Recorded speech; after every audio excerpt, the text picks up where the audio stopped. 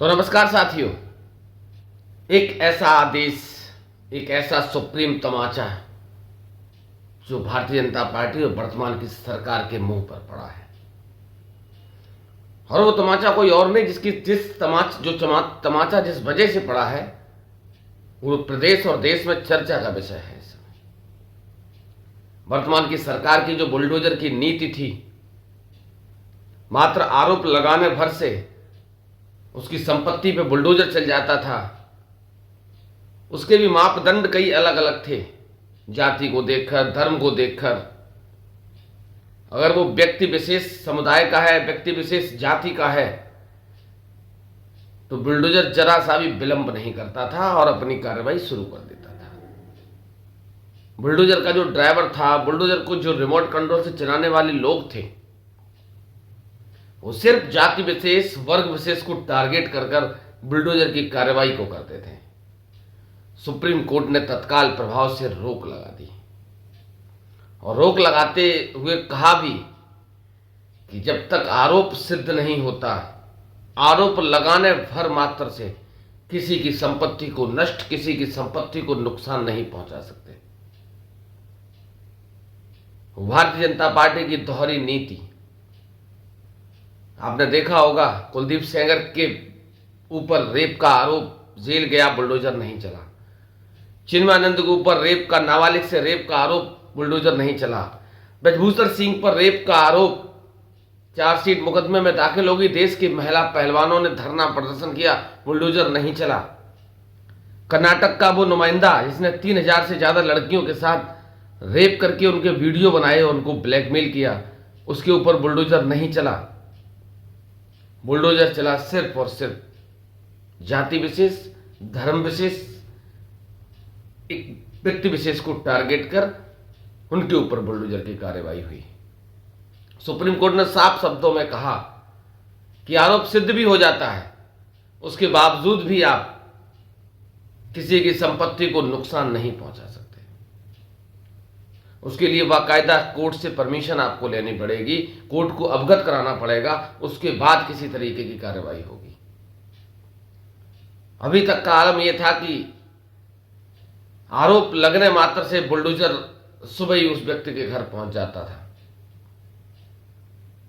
प्रदेश में बहुत सी बुलडोजर की कार्रवाइयां हुई, देश में बहुत से बुलडोजर की कार्रवाइयां हुई, लेकिन किस तरीके से हुई, किस सोच के साथ हुई,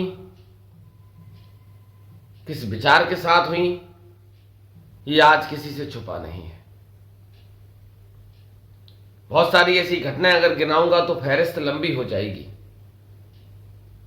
जब हमारे देश में कानून है, हमारे देश में संविधान है, हमारे देश में फांसी जैसी सजाएं पहले भी हुई हैं, उम्र कैद जैसी सजाएं पहले भी हुई हैं। मैं बिल्कुल भी खिलाफ नहीं हूं, आप बुलडोजर चलाइए। सुप्रीम कोर्ट ने भी कहा कि मैं भी खिलाफ नहीं हूं, चलाइए, कार्रवाई करिए, लेकिन आरोप सिद्ध हो जाए तब। कुछ ऐसे मामले हैं जिनमें कई वर्षों तक मामले लंबित पड़े रहते हैं और बुलडोजर की कार्रवाई दूसरे दिन हो जाती है। ये ठीक नहीं है। सुप्रीम कोर्ट ने इस पर पाबंदी लगा दी है। मायावती ने सराहना की सुप्रीम कोर्ट की और यह कहा कि बुलडोजर की नीति सुप्रीम कोर्ट के आदेश के बिना न चलाई जाए। अखिलेश यादव ने सराहना की।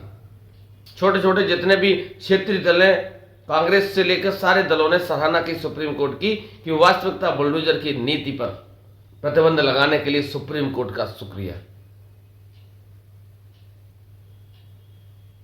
मध्य प्रदेश में भी घटना हुई, एक विशेष समुदाय के व्यक्ति की करोड़ों रुपए की संपत्ति, पारिवारिक संपत्ति को क्षतिग्रस्त कर दिया गया।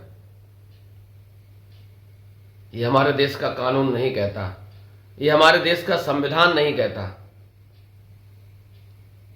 तो आने वाले समय में शायद ऐसी कार्रवाइयां न देखने को मिले जिससे कि मात्र आरोप लगाने भर से किसी की संपत्ति को, किसी के परिवार को